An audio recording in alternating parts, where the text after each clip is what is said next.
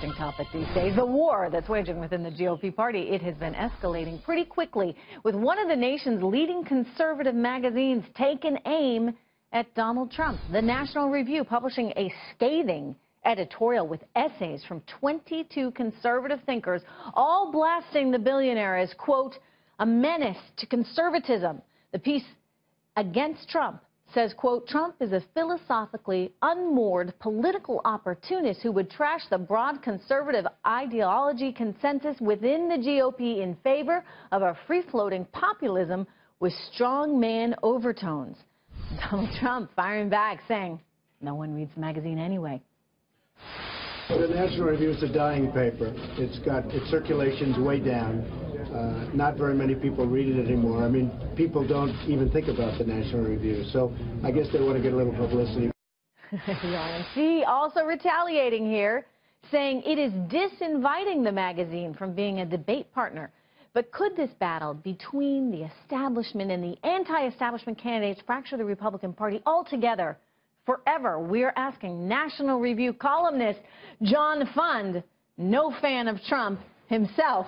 John, I enjoy Donald Trump. I just don't want to be president. You don't want him to be president. You've been saying this for some time. You have a real problem with how he's vacillated back and forth on different issues. He vacillates on everything. In April, he sent out a tweet saying National Review is a great magazine. We have to support it.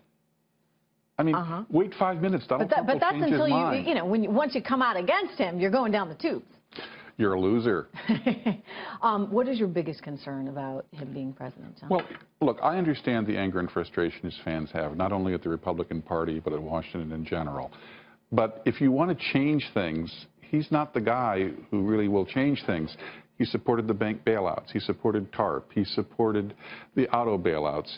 Now he wants to expand ethanol subsidies. You know, with oil in the 20s a barrel, that's insane. So we're self-sufficient he's someone in who will just say whatever he needs to say at any given time. Even more than most career politicians, which is saying a lot. So let me flip this back at you here. I mean, it seems as though any time anyone in the quote-unquote establishment goes out and attacks Trump, it actually only helps him. It helps his popularity even more. Are you worried that by coming out and declaring yourselves against Trump, that it's just going to give more ammunition to him?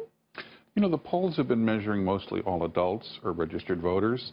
As you get closer and closer to when people have to make a decision in Iowa and New Hampshire, Trump's numbers, he's a very competitive race in Iowa. I think whoever wins Iowa, if they beat Trump, will have a good chance in New Hampshire. So let's wait for the voters to weigh in, because as we know, the polls recently have been spectacularly wrong in many places. In your view, is it anyone but Trump, or are there candidates that you think would be much better positioned? Well, I'm not a big fan of John Kasich either. I mean, he expanded Medicaid, which is a failed program for the poor. We can do a lot better for the poor with medicine. Most of the other candidates I would be happy to live with. Even Cruz?